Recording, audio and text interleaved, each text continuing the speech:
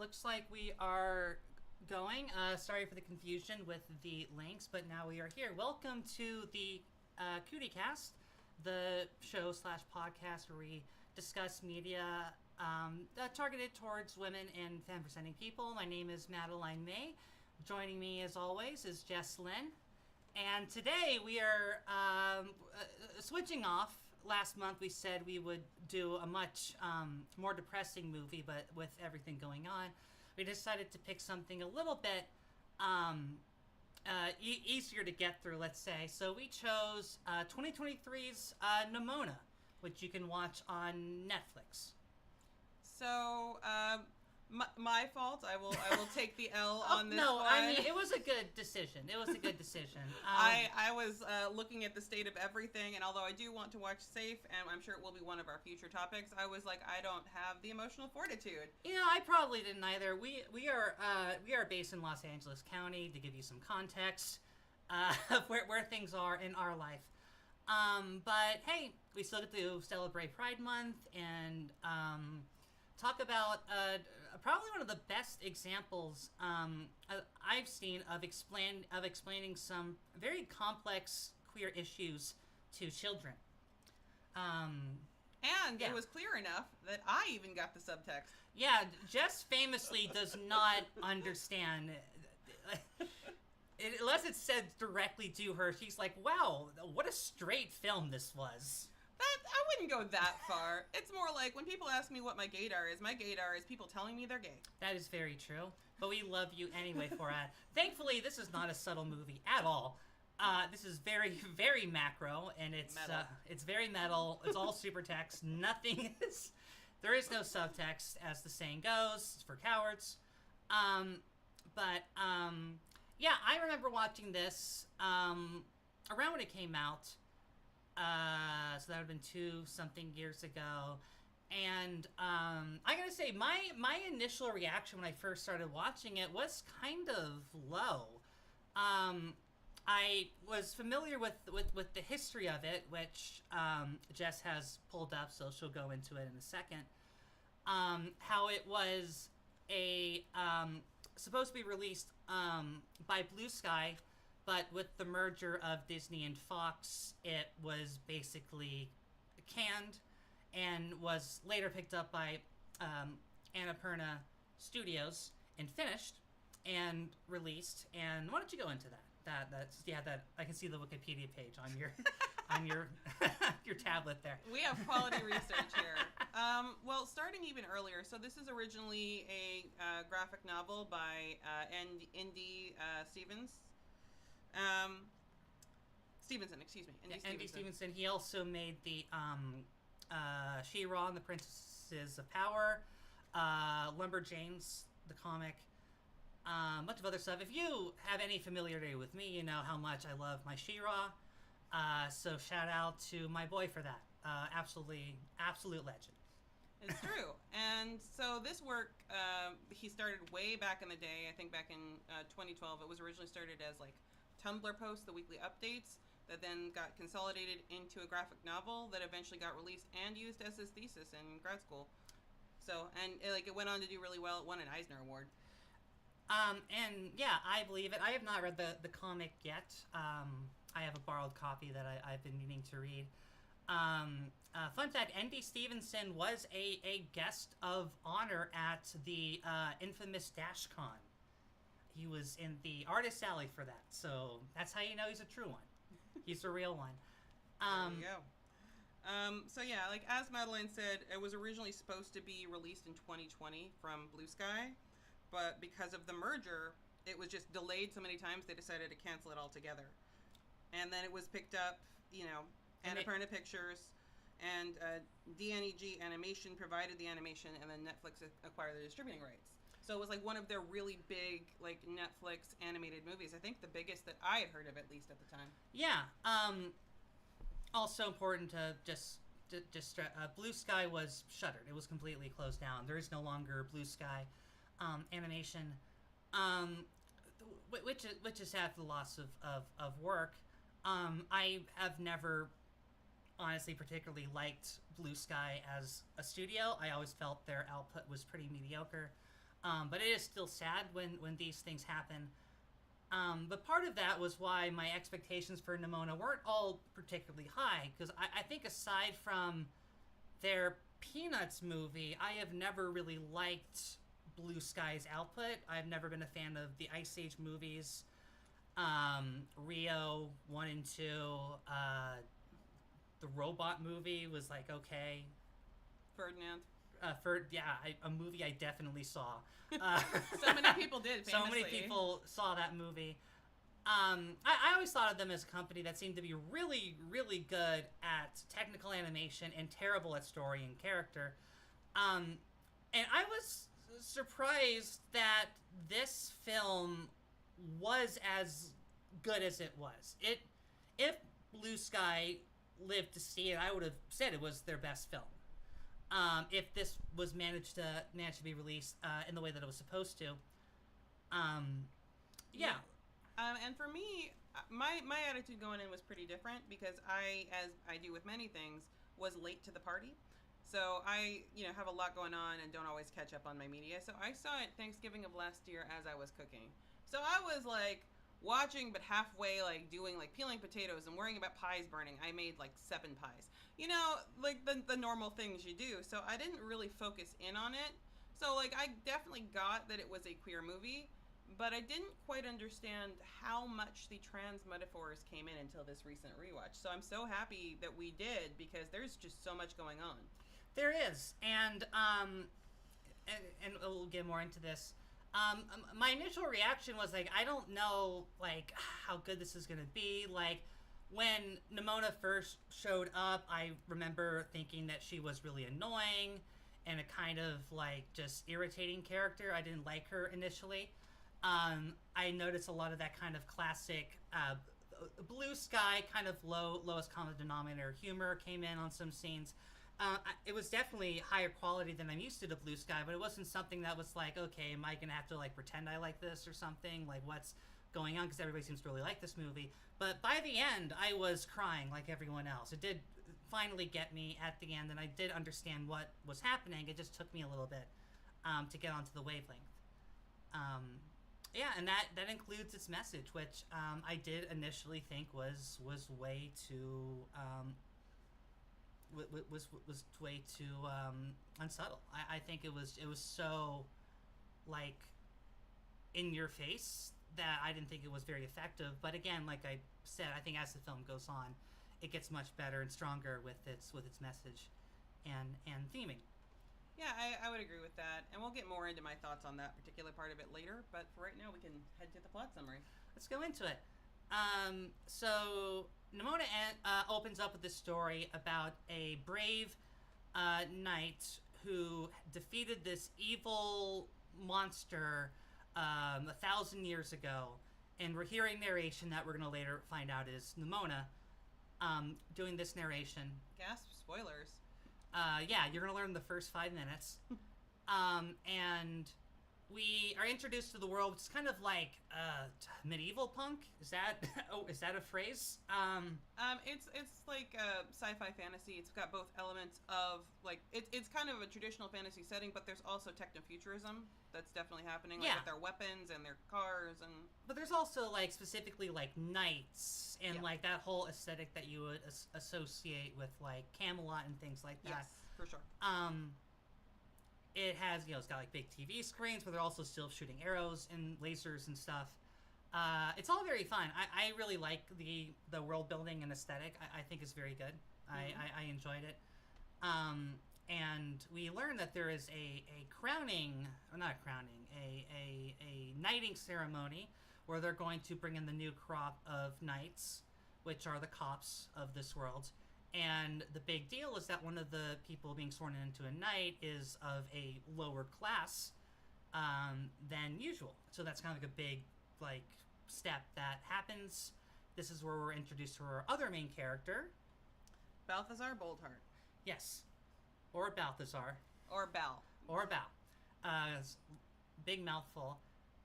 We learn.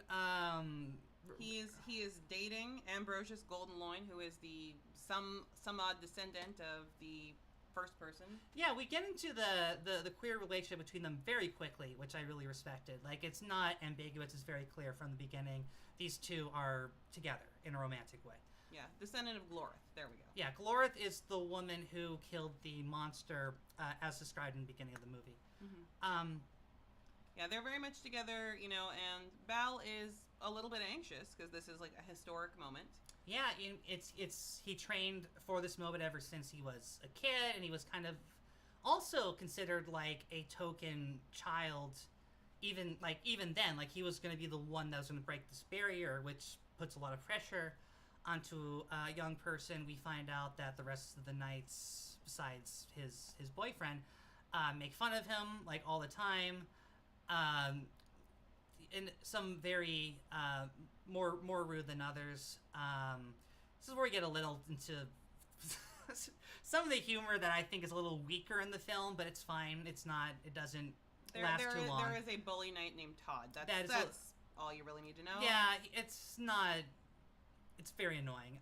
But point is, this all kind of happens, and we get to this knighting ceremony, and it finally gets to Bal's turn. And the sword gets, if I can interrupt yeah, for just a second. That's fair. So there is a squire who's trying to get Bal's attention that Bal ignores. Yes. And Bal goes up to be knighted, and it's this proud historic moment. The queen gives a speech because she selected him. And then his sword, which is also a gun, goes off and kills the queen. And boyfriend Ambrose just reacts and cuts off Bal's arm. Pretty brutal sequence. I definitely was not expecting it the first time I saw it. I knew something bad was probably going to happen because it's a movie, but I did not expect that. In the confusion, Bal runs away. And that's kind of the very opening start of the movie. That's where it starts. So Bal escapes. He manages to make himself a prosthetic when a child, teenager, ambiguous age pops up demanding to be his sidekick. And she does this with a lot of drawings of various creatures and blood and attacking knights. We also get a brief introduction to her before this, where we learn that she is a rebel. She spray paints everything. She hates people, and she's like, "Oh, look at this guy! We're gonna go destroy the institution together." But at the beginning, Bal is not having that at all because he is still a liberal at this point. He still believes that he can just convince them enough of his innocence that they'll just believe him, and that'll be the end. Yes. So he goes forward to try and prove and to try and talk to, his leadership structure, the people that he believes will listen to him, and he gets immediately arrested and thrown in jail. Yeah, it's very funny. Something I noticed on this viewing that I didn't notice the first time was that you can actually see Nimona as a rat scurrying into the cage before she appears as like the big, like, "Oh, why are you here?" kind of thing. Yeah. Which is, that's good. It's good animation there. So he gets thrown in. Nimona comes out, breaks him out of jail, and it is revealed that she can turn into a bunch of animals and uses this to create chaos and escape. Yes. Everyone's very freaked out about this, which is, I understand that has to happen, even though, to me, I would just think that was cool. But also we need to understand that there's a very strong metaphor that's happening here. This is also a xenophobic society where they are specifically prejudiced against monsters. Yes. It's, at this point, I mean, I'll get into that later. After all this happens, Bal is like, what's going on? Like, who are you? What are you? And Nimona's like, I'm Nimona. That's who I am. I don't need to tell you anything. And they, what happens after that? So after that, they go back to the lair and try to strategize. Bal is still not all about Nimona's plans, because Nimona is, her plans are usually something, we win. Yeah, also she just wants to kill everyone, which I understand the emotion. It's very powerful. but all of her plans are like, let's see how many people we can kill. And Bal's like, I don't really want to kill people. And Nimona's like, I don't like that you don't want to kill people. And that's their little. That's their Laurel and Hardy kind of going around. Yeah, this is the beginning of their buddy cop. This is the odd couple relationship that they have. But Bal remembers that the squire was there and probably saw something.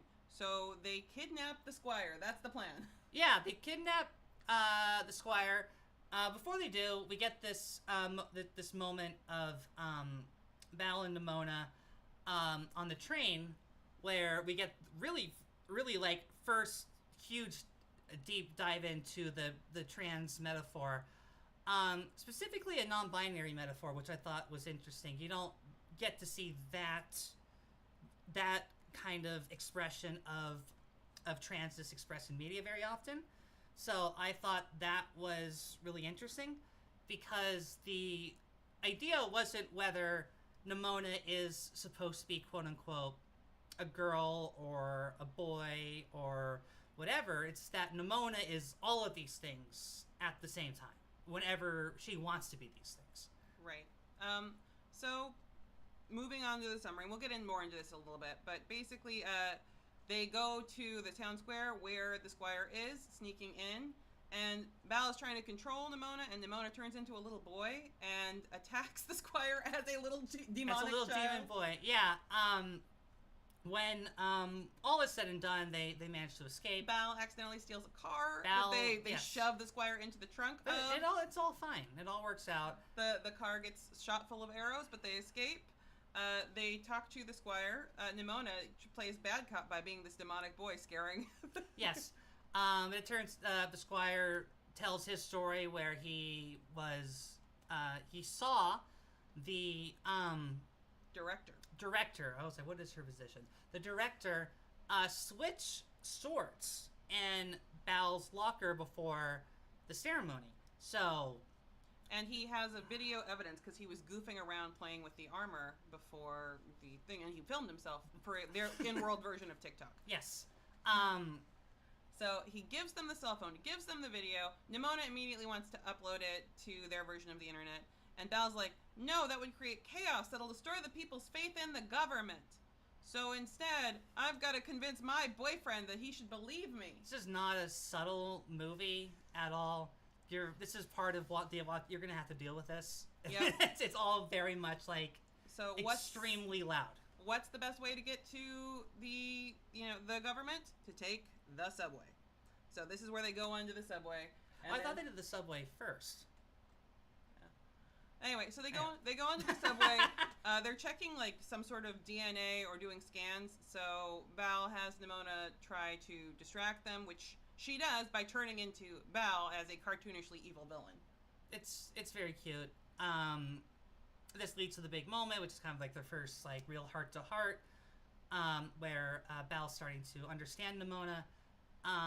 There's a moment here where Bal asks, "Can you just not transform?" And Nimona says no. That happens at the after they capture the squire. Excuse me. I'm remembering the heartfelt moments, not necessarily the order. But no, the first heartfelt moment is the train, and then after that is this part that you're talking about. Great. Which is the squire. And she describes it as like this feeling of not being able to sneeze when you really have to sneeze. And that she is able to live, but like it's not really living. It's not really like a life for her to just stay as one thing. Right. So they're going on. It looks like they're going to win. The train car is quiet. But meanwhile, Ambrosius, the boyfriend, has been assigned to track down Bal. And he knows Bal better than anybody. So when he watches the footage and everybody's like, haha, Bal is here. This evil guy is here in the station. He's like, no, this isn't right. He hates freestyle jazz. It's... They have to keep reminding you that Blue Sky had some involvement in this movie. Again, R.I.P. Blue Sky, love them, but God, just some... Anyway. So, he finds out that they're actually on the train, and they set up an ambush. Yes. This is where I believe they get captured, and Bal accuses the director in front of his boyfriend. I believe that's the next scene, right? Or am I skipping? Not yet. Okay. So Bal is trying to bring the like cell phone, which he still has like as a cell phone. And apparently didn't upload this file anywhere because he believes that if the system just sees he's innocent, that'll be enough. And they, of course, the director immediately orders people to destroy the cell phone, saying like he's got a gun or he's got a weapon. Yeah. This movie's not subtle. Also, Bal is one of the only main people of color, like explicitly a brown person. Yes. The boyfriend looks like he might be of Asian descent, but Bal himself is a brown person. Yeah. I think, and then there we get to them escaping with Nimona doing all the transformations and stuff, right? I think that's they escape again. They had the big fight. Yeah, there's a big fight there. Yeah. And now they get back to the lair. They have kind of a fun little like sleepover where they play games. And try to regroup about what to do. Yes, there's all before that there's a moment where Nimona, through all the fighting stuff, accidentally almost harms a little kid, and she tries to turn into like a child form to comfort, and kind of gets this image like, oh, here's this. A little bit further. Do you just tell the whole thing then? I'm clearly getting things wrong. I mean, I am too. You corrected me. We're good. We're good. So they like basically there is a moment where the director tries to talk to Ambrosius about how are you doing, and we see Ambrosius' internal monologue where he is not okay, but he's also smart enough not to share that with the director. Then Nimona, dressed as Ambrosius, goes to the director and is like, hey, this doesn't make sense. Why are you only targeting Bal? There are things here that aren't like adding up. And she stabs him. She's like, the director straight up stabs him and goes on a whole villain monologue about why she had to do it, because the wall that they've built up between their city and the rest of the world is showing cracks, and the first crack was electing a commoner as a knight. It's the slippery slope argument. I'm almost positive that happens after the fight scene. Okay. I don't know what it says there, and I don't believe what it says there. Anyway, none of this matters. The point is that there are fight scenes going on, and we're starting to see how other people that aren't Bal, and also Bal himself, react to Nimona as this monster character. Right, and so they escape, but this is where they have the reveal of Nimona as like this dragon form, but also this child form. And they released the video of the director confessing her evil deeds, but right as she's about to be arrested, she finds evidence that Nimona is actually the old villain and is a monster, and that she basically says that it was Nimona dressed as her. It wasn't actually her confessing. And so that creates enough doubt where they go after Nimona. Bal learns this information that she was this ancient evil that they were all afraid of 1,000 years ago. Through a clandestine meeting with Ambrosius. Ambrosius like reaches out for nachos. Yes. Anyway, from there, he confronts Nimona, and we find out that all of it's true, but the problem is that a lot of context is missing, and what we're about to learn very, very soon is that the history that the people of the city know is wrong. It's just a lie. And how we figure this out is that Bal does this accusing of Nimona. Nimona says, oh, you're just like the rest of them, you think I'm a monster too. She basically tries to force Bal to say the word monster, which is the worst insult you could make in this world. Yes. And unbeknownst to any of them, Todd overheard Bal's conversation with Ambrosia. Ambrosia? Is it with an A? Ambrosius. And follows Bal, takes him in. Nimona escapes, and we get a flashback to her story, and we learned that her and their matriarch, Glorith, were friends as kids. And it wasn't until adults came in with their nervous, old-timey ways and broke them apart because Nimona could turn into different things. Right. So they accuse Nimona of being a monster. They attack her. Nimona accidentally, in trying to escape, kicks one of them who has a torch, and the torch lights the town on fire. And as everybody is burning, Glorith decides to start to attack Nimona. Yes, and that's where the I was almost going to say cutscene. Flashback. Where the flashback ends. This is not a video game. I've been playing a lot of video games lately. This is where the flashback ends, and at this point, other things start to come to I at least start to realize something. We don't see any other monsters. As far as everyone understands, this is the only monster to exist for anyone, quote unquote, again, quote unquote monster, but for 1,000 years they've built this wall against Nimona herself and nobody else, which I thought was very interesting. Long story short, all of the pressure that Nimona is going through, all of the insults that she's internalized, drive her to an emotional breakdown, which causes her to turn into this giant actual monster.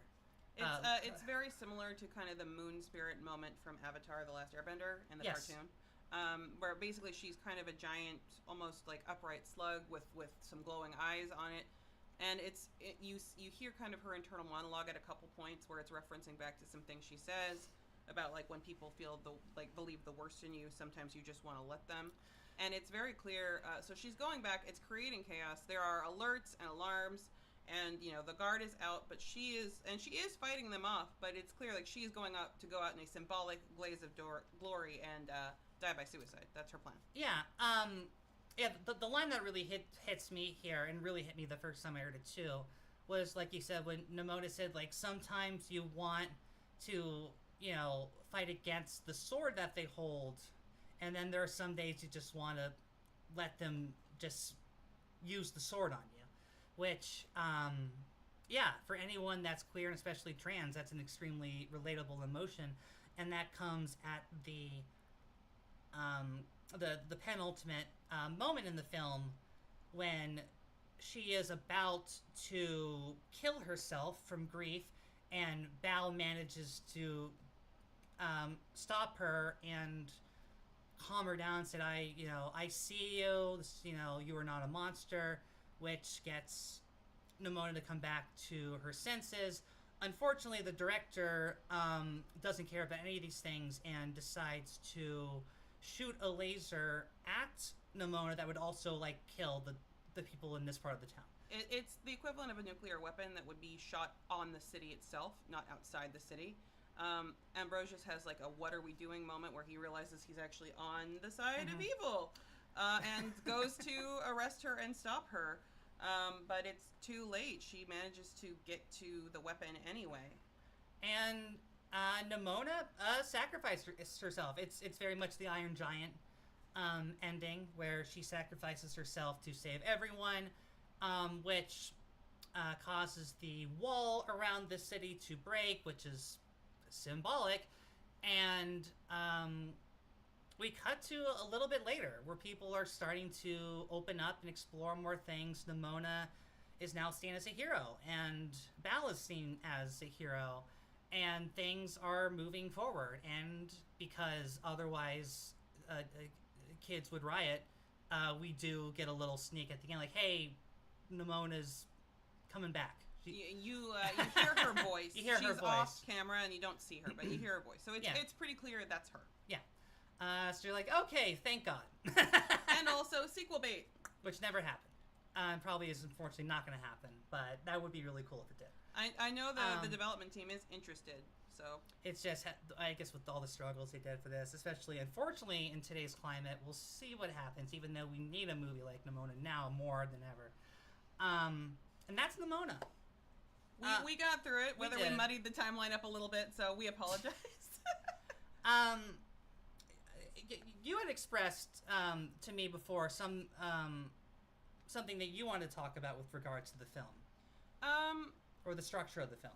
Sure. Well, I mean, before we get into that, because that's, I feel like, more of a nitpick, I want to say I really, overall, like, this was a very powerful movie.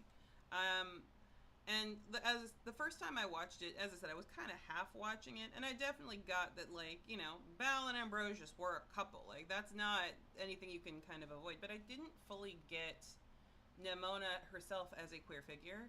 And this time, really sitting down and watching it, like, it is a super clear metaphor, and, you know, a trans, non-binary, or gender fluid metaphor specifically. Yeah. Which, again, I thought was really interesting the first time I saw it.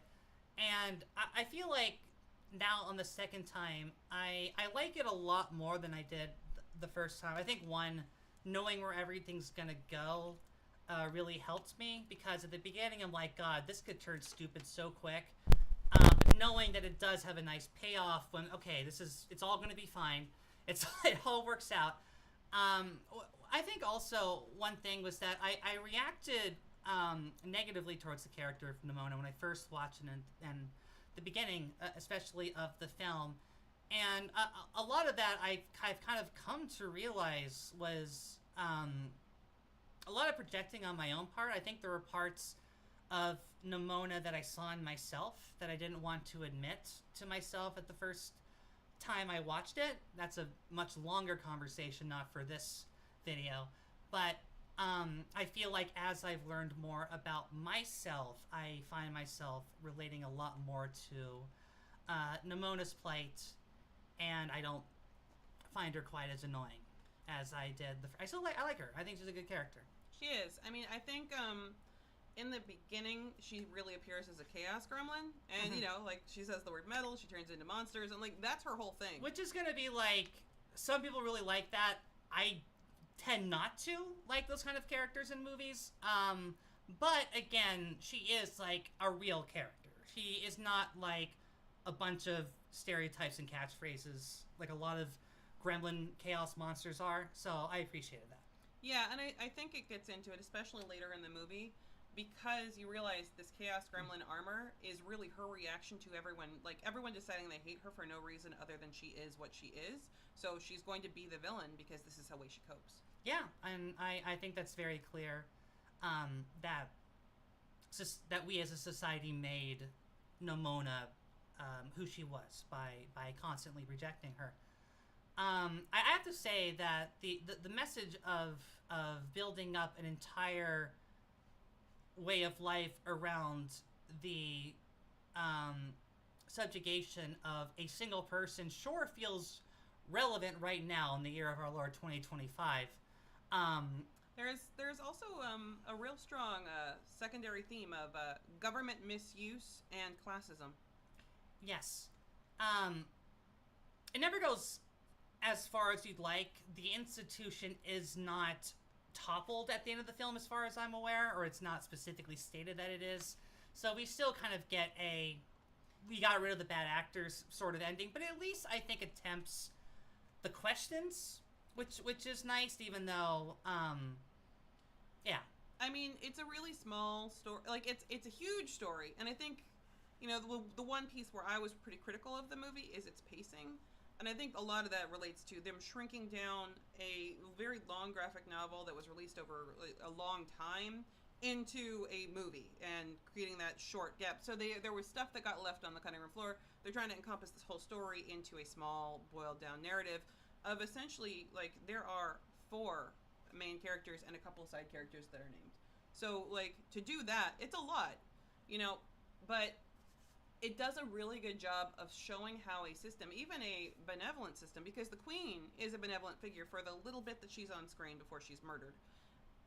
But the director is able to orchestrate all of this and hold on to power right up till the end.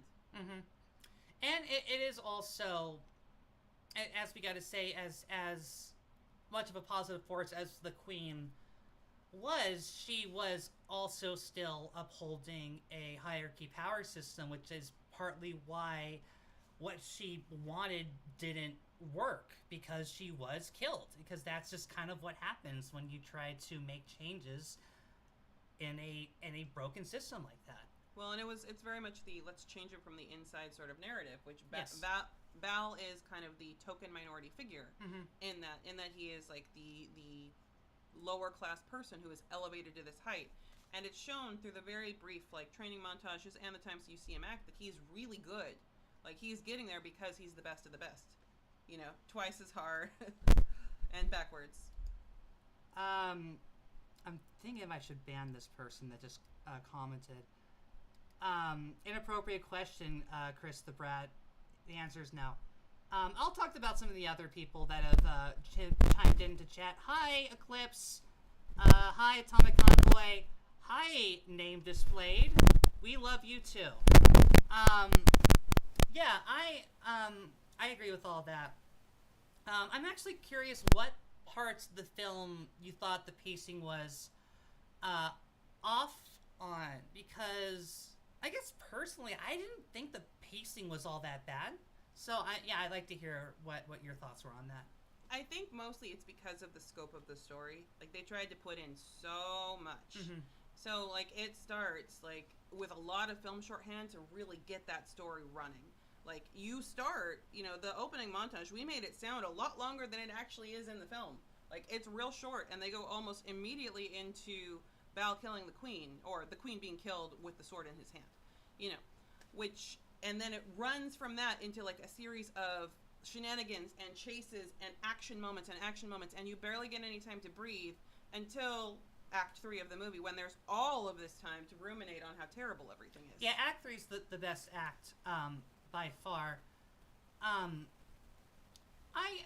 For me, my thoughts, I think for the most part, the pacing was pretty good. My issue kind of goes again to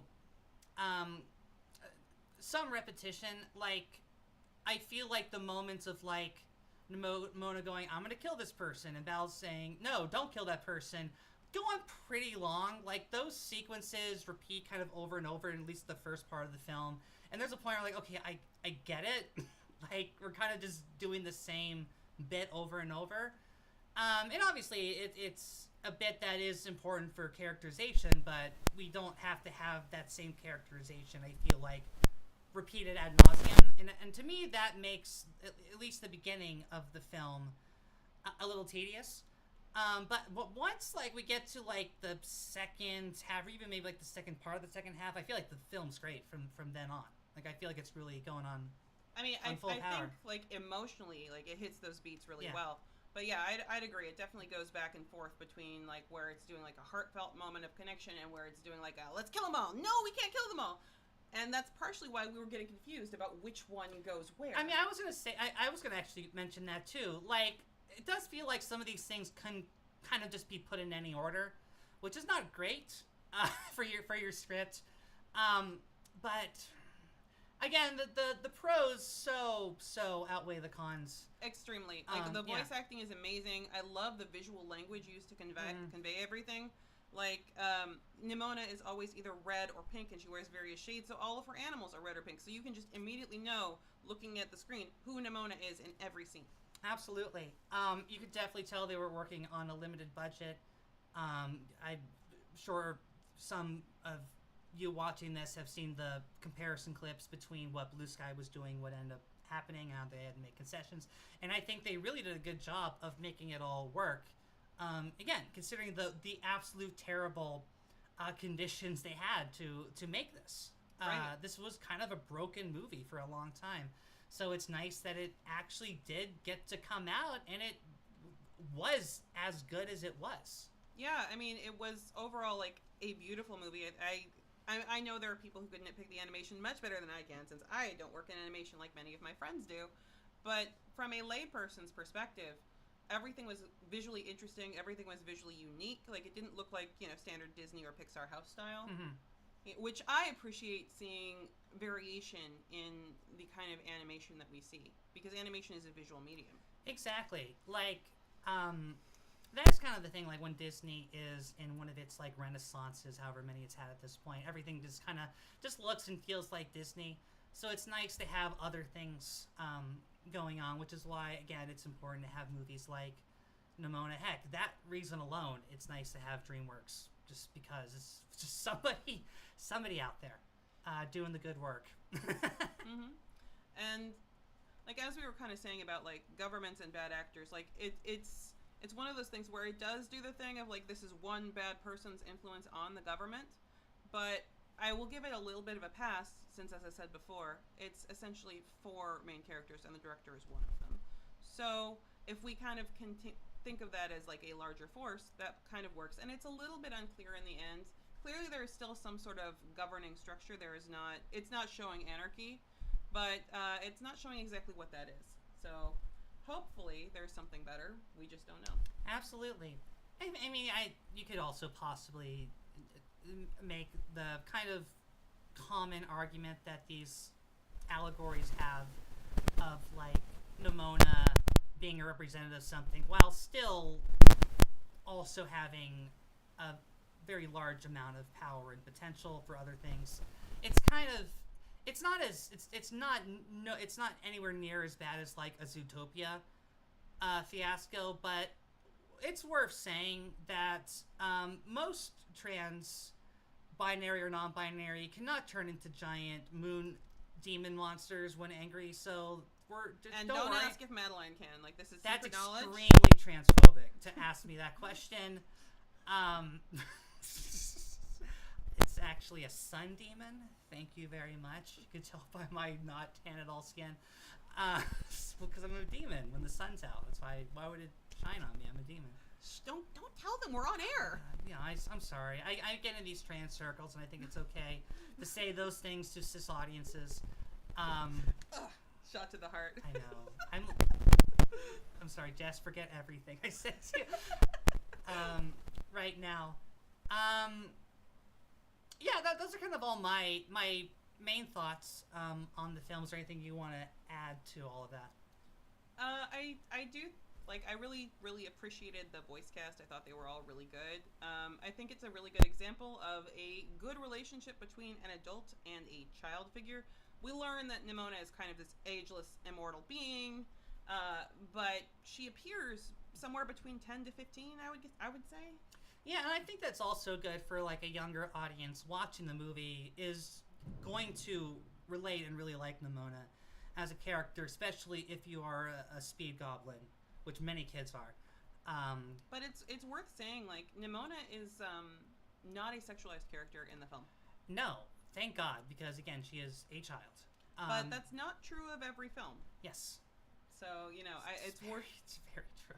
it's worth commenting that Nimona is never seen in any context in a romantic way, and I think that's absolutely appropriate. No one is sexualized, or no women are sexualized in the film. I mean, I don't really think the men are either. There's clearly a romantic relationship, but it's not.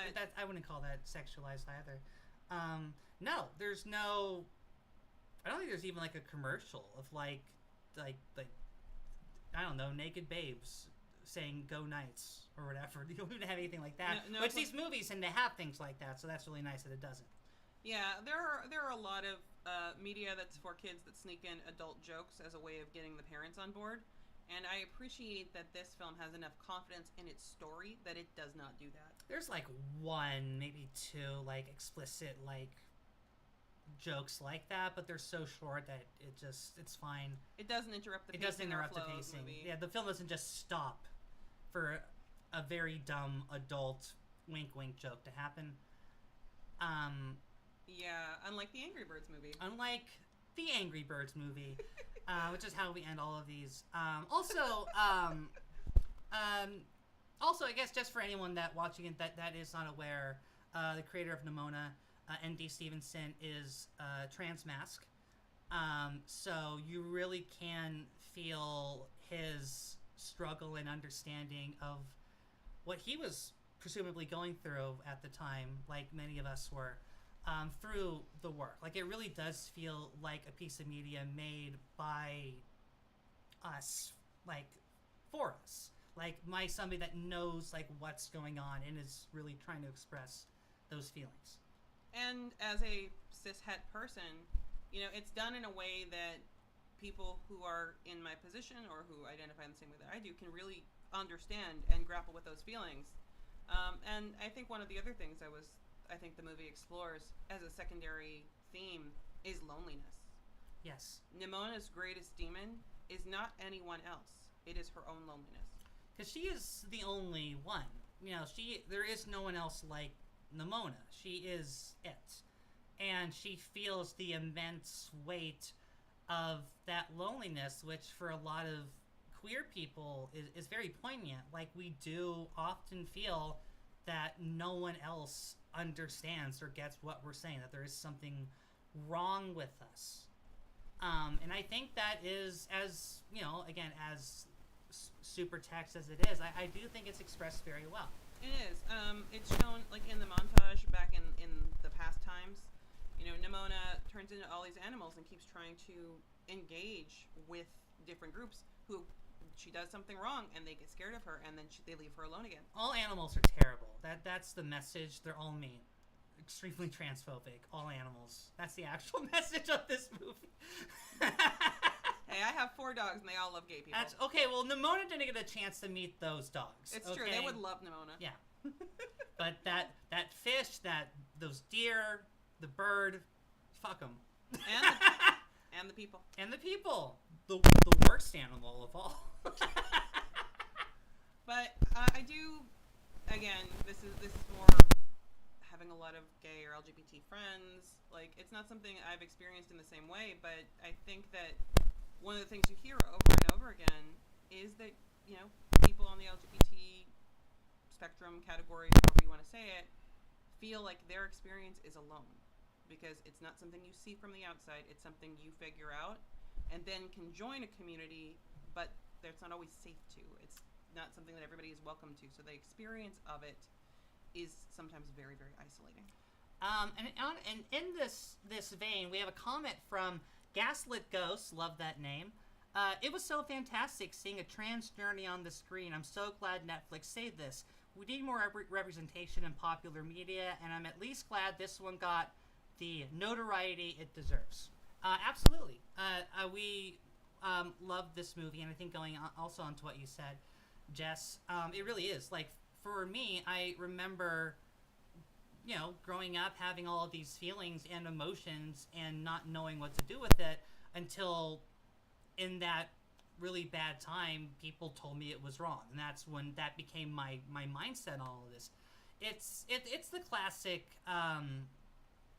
what do they say in South Pacific? Hate has to be taught. It's that same kind of idea here, because like we don't know that there's anything wrong with us until somebody tells us there's something wrong with us. There is nothing wrong. Exactly. With you. That's the thing. Like, there is nothing wrong. We love who we are until somebody puts those thoughts and those beings into us. So I absolutely can relate to Nimona as I kind of like, why am I not able to do this? Why can I not do what everyone else seems to be able to do?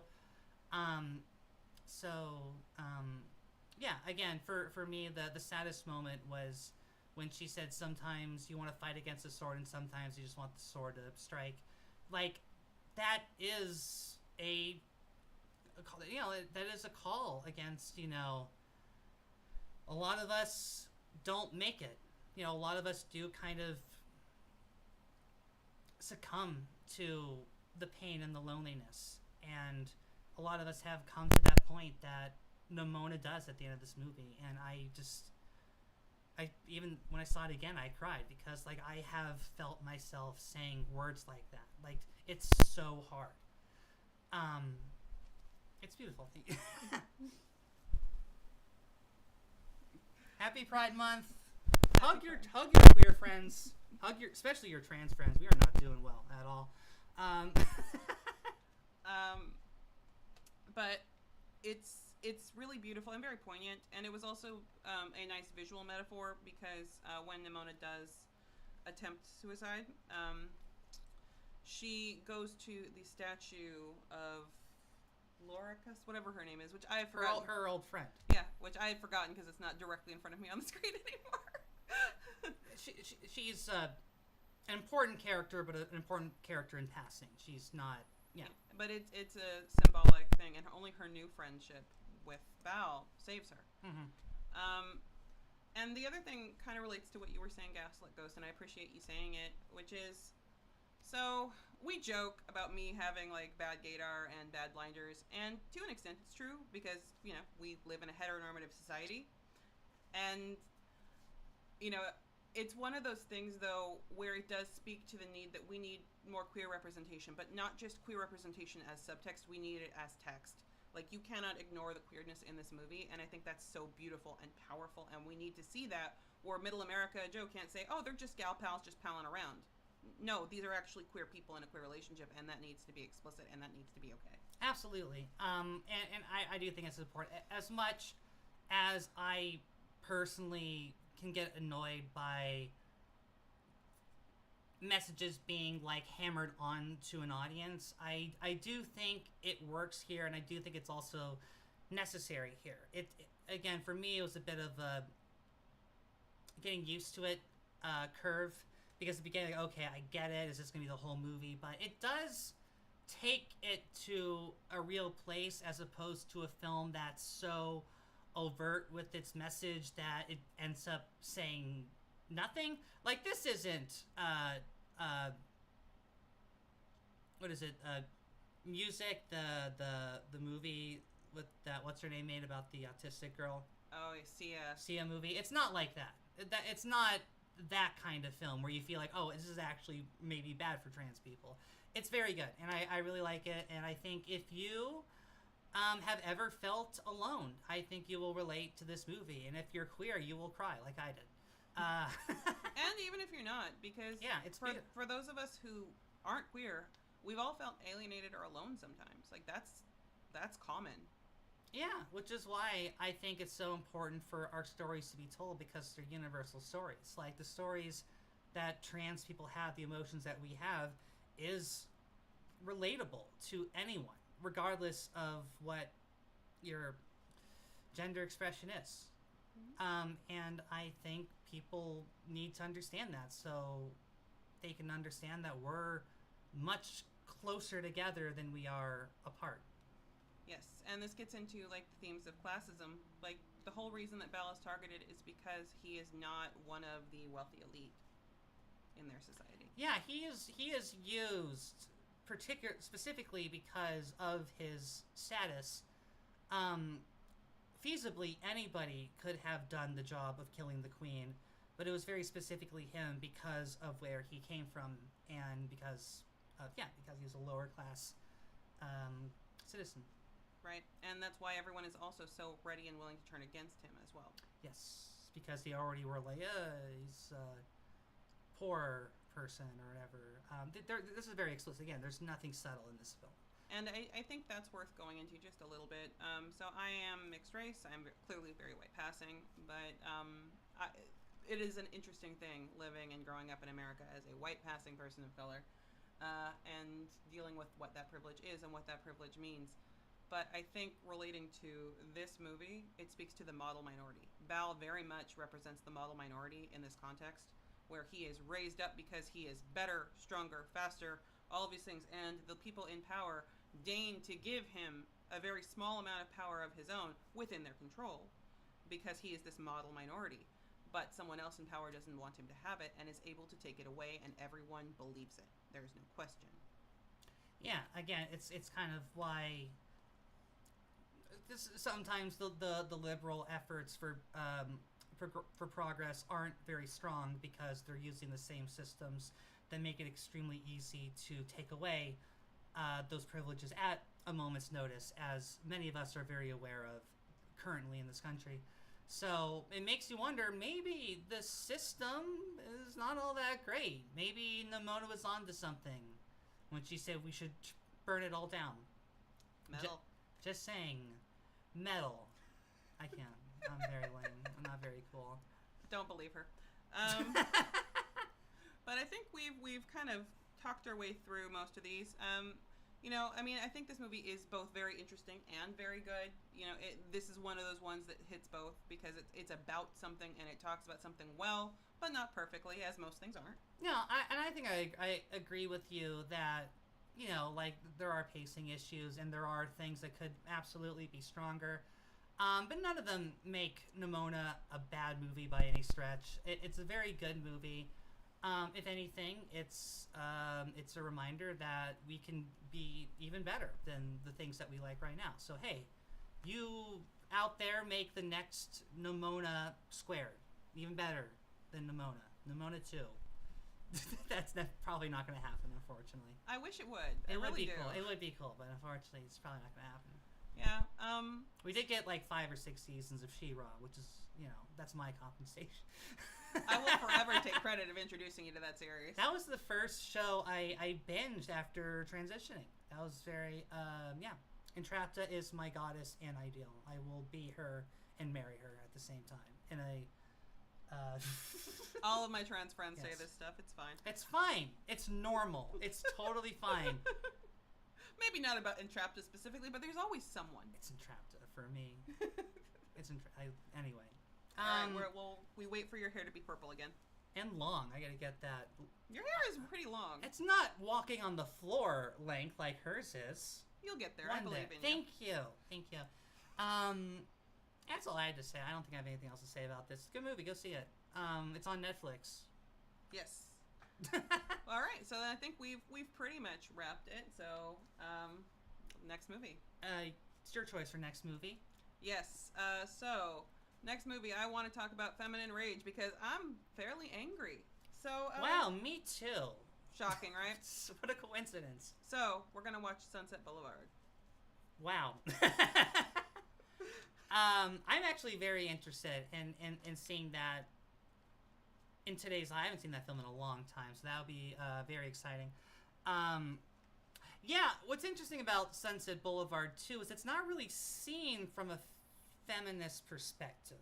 It's not, but so, it's in desperate need of one. It is, which is why I'm kind of excited for what we could do with it.